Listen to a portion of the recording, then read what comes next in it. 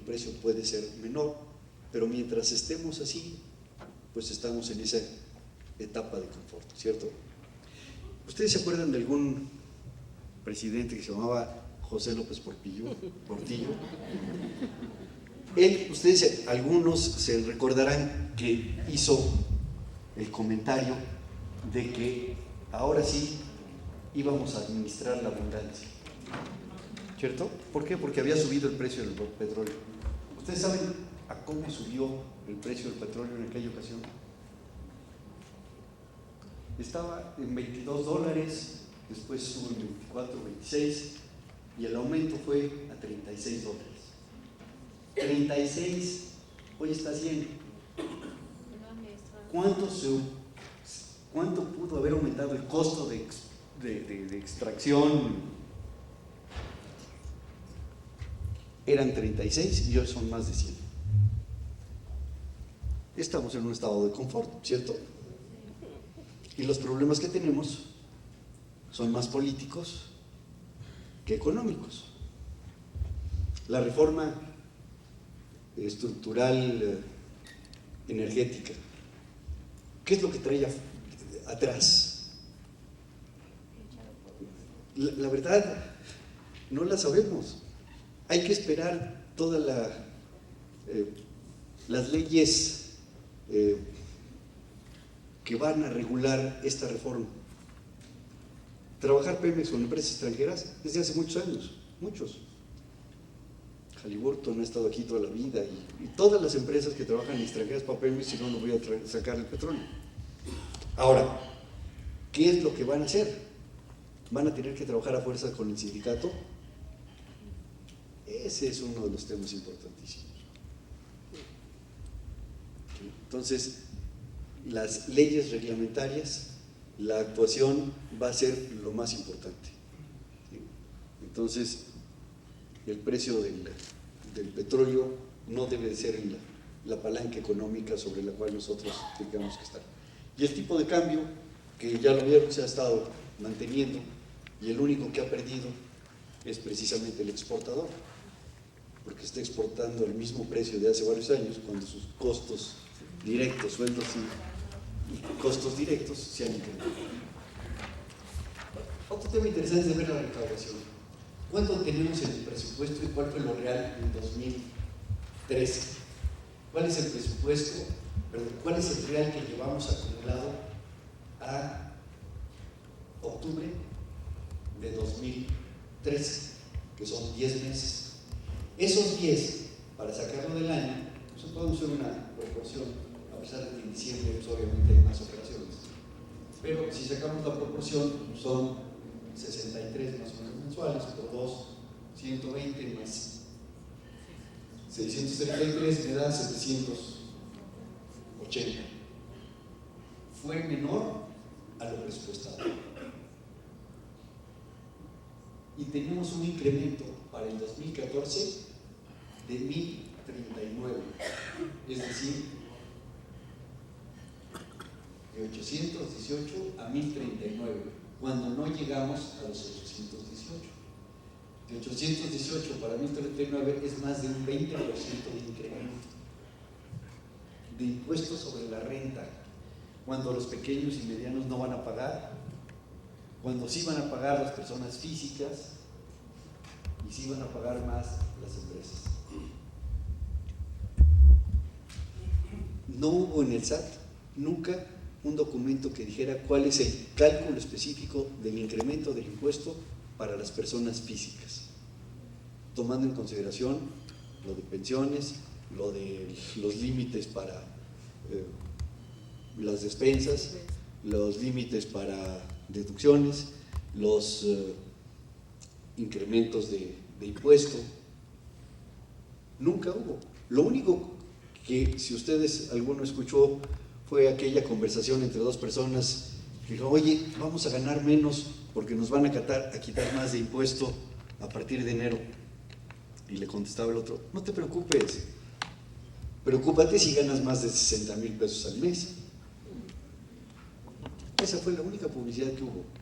Pero la verdad es que el efecto es también para las personas que ganan menos.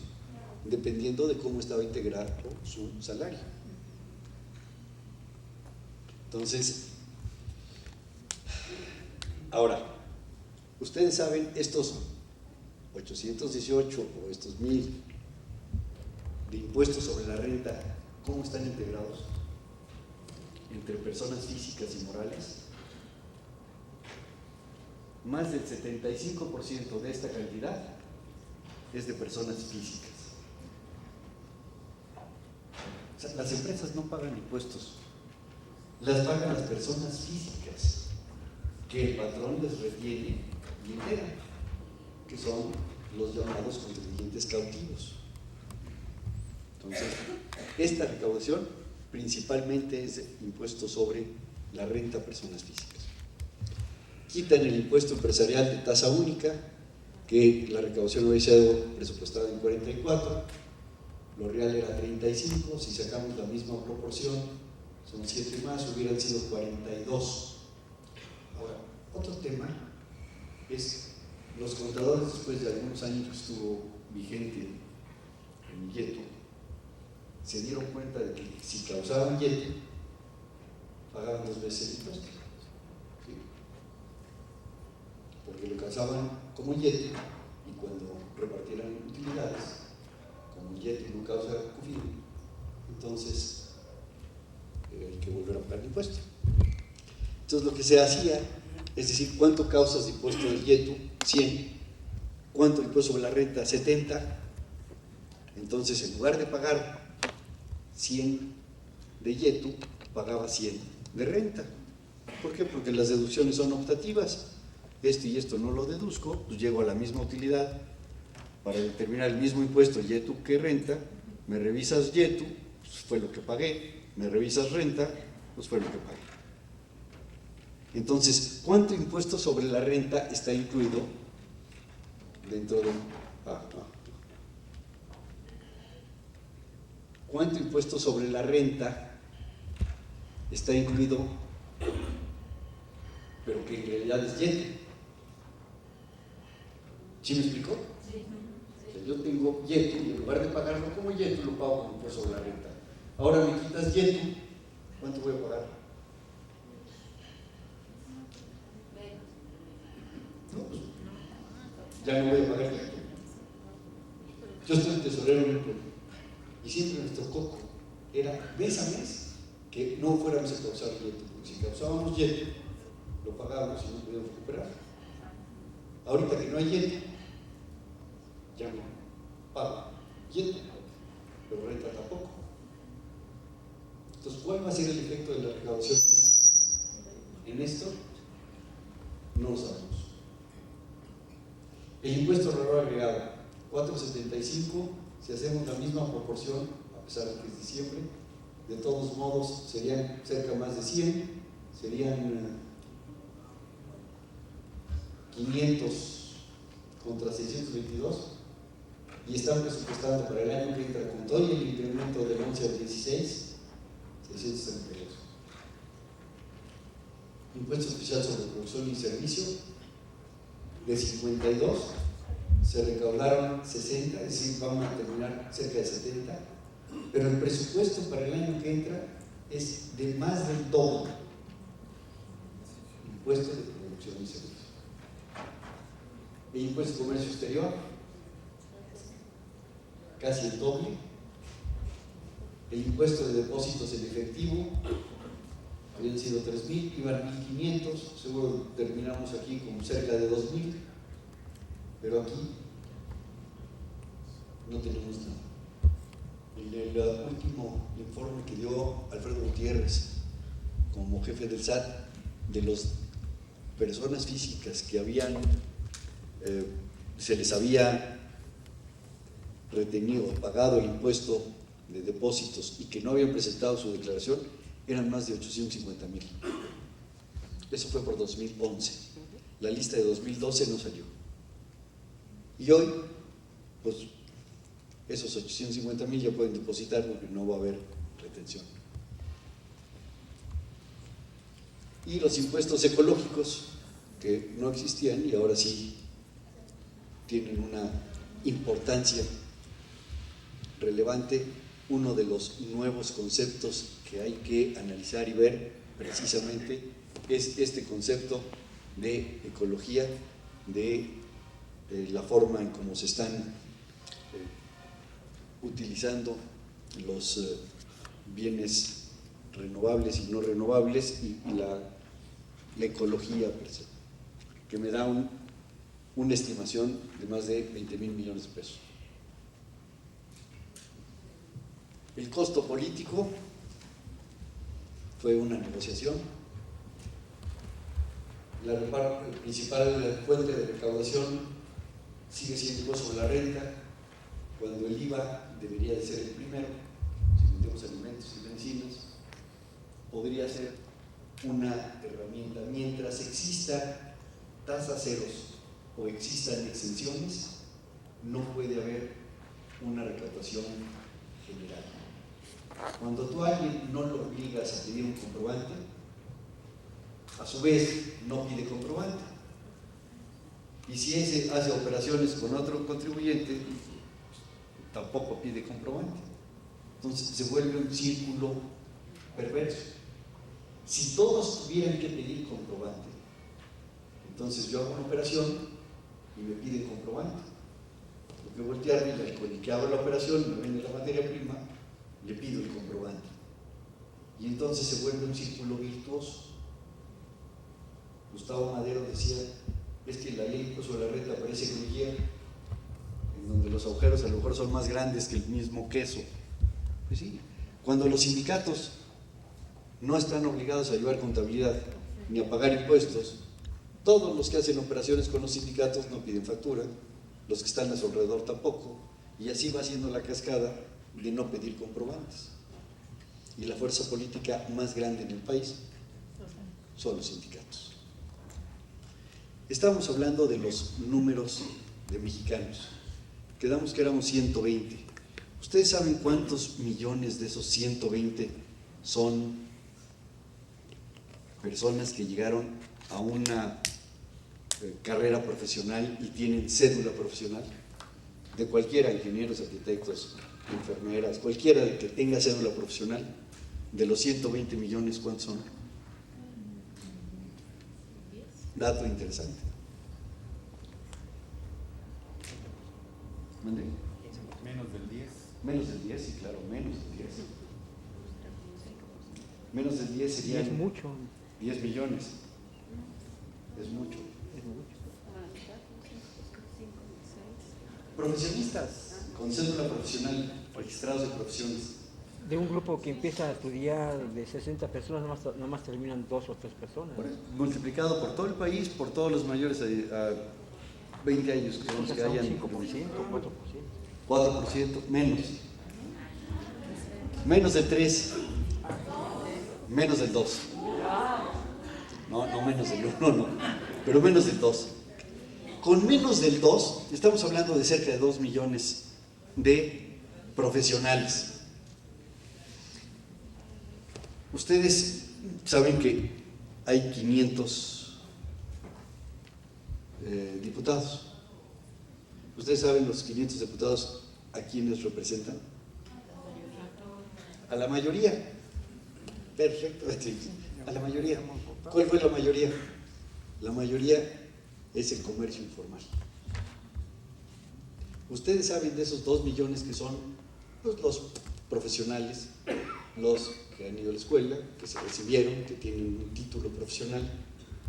¿Cuántos están representados en la Cámara de Diputados y de Senadores?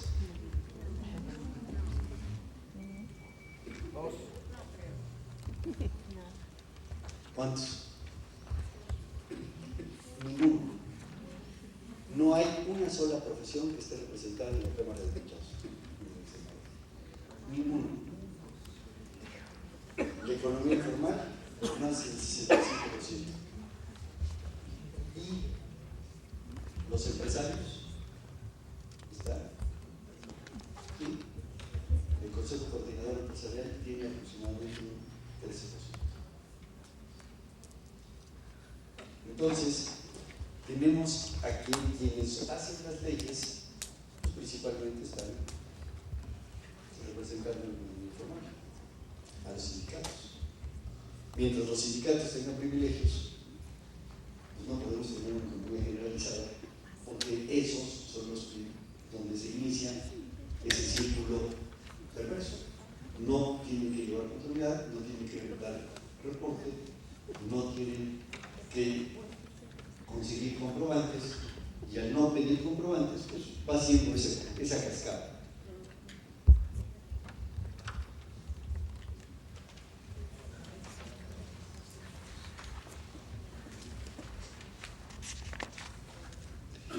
Hay un tema interesante, la problemática de la informalidad es que en los últimos 10 años más o menos han llegado a la mayoría de edad 8 millones y medio.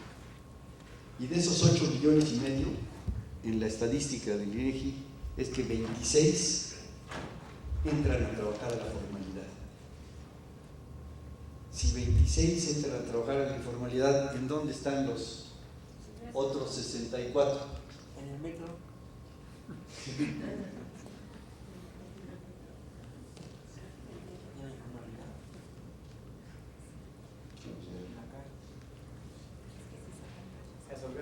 Ahí está, sí. Dicen que todo se parece a su dueño. Yo no soy el dueño, soy el usuario. Tenemos aquí 64. Esos 64, ¿a dónde se van? No hay más que a dos lugares: a la informalidad, al crimen organizado, o Estados Unidos.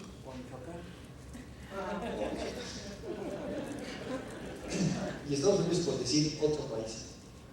De los estudiantes que se van al extranjero, el 85% no regresa.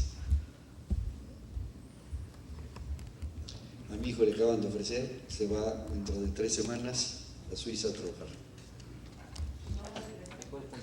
Pues, espero que no sea del 85. Entonces, desafortunadamente, los talentos se quedan fuera, y los que se quedan aquí son los que no encuentran trabajo, si es que salieron en el extranjero, y si no, pues están o en la informalidad o en el crimen organizado.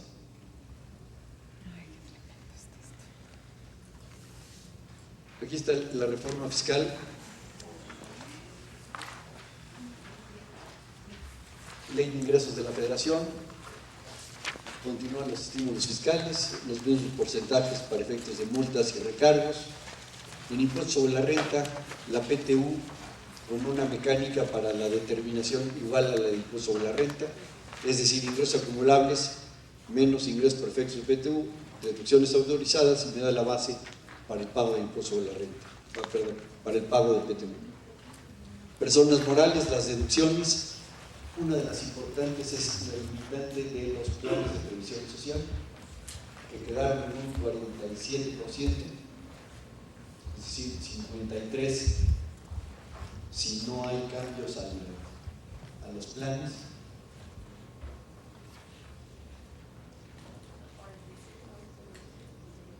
¿Y por qué el 47%? Pues porque es menor superior al 46 y menor al 48.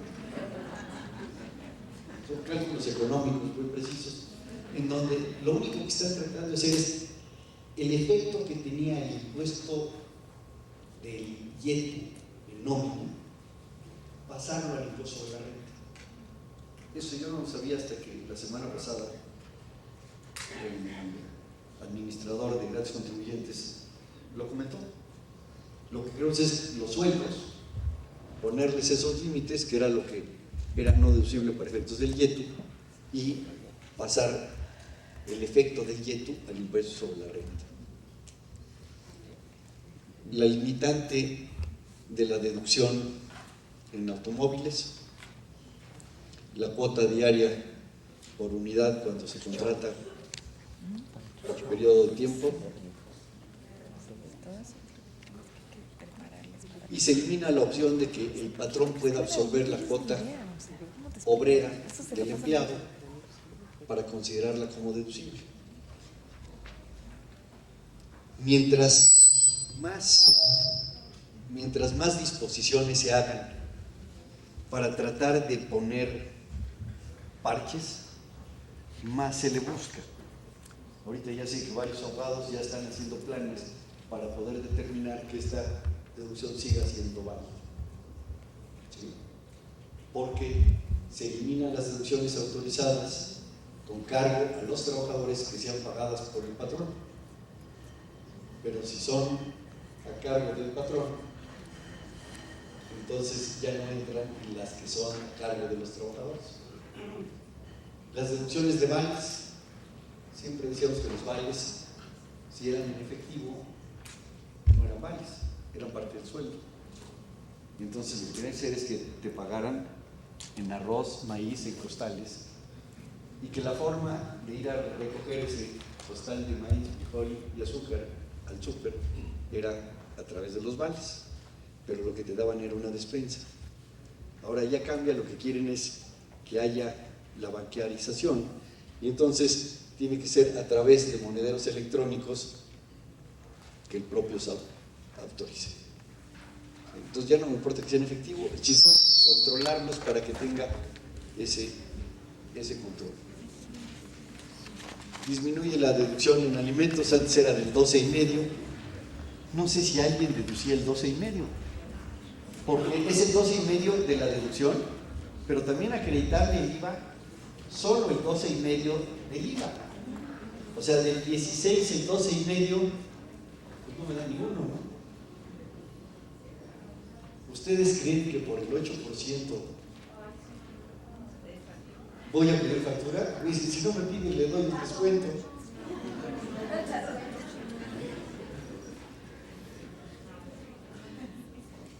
La eliminación de deducir los terrenos en forma inmediata, la eliminación en el costo de lo vendido.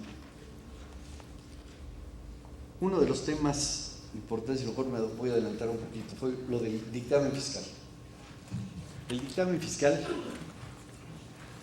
ustedes saben que fue instituido por Ortiz Mena, pero no el que fue jefe del SAT, sino su abuelo, hace 52 años. Hace 2 años, cuando hicimos la celebración de los 50 años del dictamen, Alfredo Gutiérrez dijo, qué bueno que lo creó mi padre, hoy me estoy orgulloso de que su nieto celebre los 50 años y espero que mi nieto celebre los 100. 2 años después, llega un nuevo equipo y dicen, no necesitamos contadores, ya todo es en medios electrónicos, entonces yo ya no necesito más que la información, porque si la empresa me dice cuánto le pagó a Juan Pérez, pues Juan Pérez me tiene que decir en su declaración que eso fue lo que ganó. Entonces tengo todo en sistemas de cómputo, no necesito ya el contador. Justifícame que ya no necesitas. Pues el jefe del SAT que dice, pues no, ya no necesito. ¿Sí? Y si dice que sí los necesita, pues entonces van a cambiar el jefe del SAT. Mejor hacemos lo que el jefe dice, ¿no? Y eso pasa en todos lados. Quien hizo la disposición fiscal no fue el jefe del SAT. El jefe del SAT hace 6 meses no estaba ahí. Y dijimos era del PRD, el jefe del SAT no es del PRD. Entonces, ¿de dónde viene la disposición? Ese es el tema importante. ¿De dónde vino el tema de quitar el dictamen fiscal? Que eso nunca lo vimos y nos fuimos a pelear con el jefe del SAT, que no tuvo nada que ver con la quitada. Y hace 2 años, en los 50 años, uno de los protagonistas importantes del dictamen es el empresario. Y estuvo presente el presidente del Consejo Coordinador Empresarial, y él dijo que el dictamen fiscal era indispensable por seguridad de los empresarios y por los propios administradores, porque había alguien que revisaba, experto, de que se había cumplido en tiempo y forma. ¿Sí? Si esto es así y quitan el dictamen, ¿quién es el que en realidad pierde y quién gana? yo les digo, yo creo que hay dos grandes perdedores. El primer perdedor es el SAT, que está perdiendo 150,000 contadores que hoy están haciendo auditoría hoy para el SAT y que además no les paga el SAT, les paga el contribuyente. Un tema: ¿cuál es la deducción más importante de una empresa? El costo de ventas. ¿Cuándo el SAT está seguro de que una empresa determinó bien su costo de ventas? Nunca. ¿Y por qué nunca? Porque es complejo. ¿Cuál es lo más complejo de un costo de ventas? Su determinación. ¿Y cómo se determina? Inventario inicial, más compras, menos. ¿Cuándo el SAT está en un inventario? Entonces, ¿cómo sabes si está bien? Estábamos hablando de que había 48 millones de contribuyentes potenciales, de esos los registrados en el SAT, 34. ¿Cuántas empresas existen en el país? Personas morales. Nada más las morales, las inmorales esas las tenemos. Como empresas que haya ido con el notario a constituirse, ¿cuántas empresas hay en el país? Más o menos. Hace 2 años, Felipe Calderón dio un reconocimiento, hace 3, a las empresas centenarias. Bueno, desde la época de la colonia hace 2 años, ¿cuántas empresas con más de 100 años existían?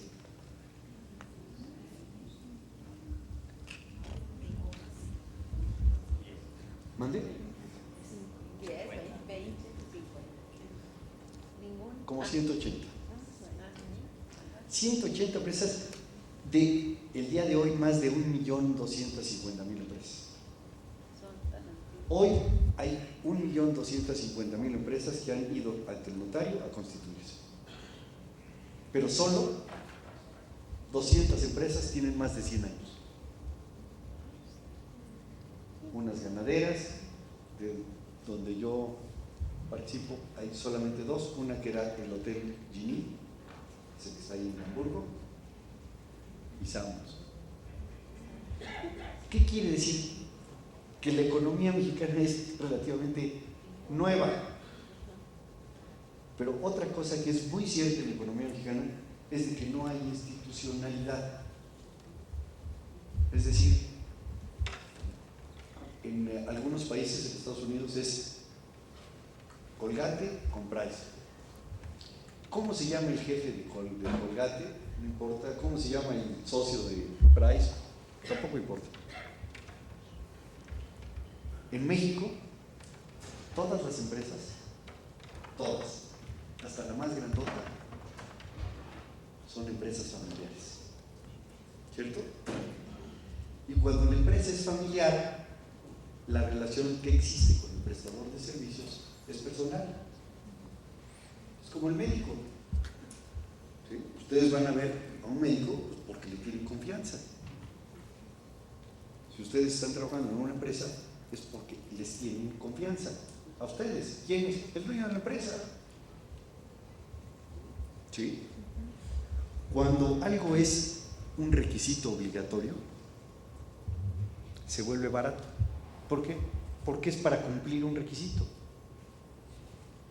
Entonces, cuando algo es obligatorio, me voy al más barato. Si se van a casar y necesitan unos análisis médicos, ¿a dónde van? En la esquina hay unos muy buenos por 50 pesos. Pues a esos, claro. Ahora, si te sientes mal. Entonces no. Claro. ¿Por qué? No voy al más caro.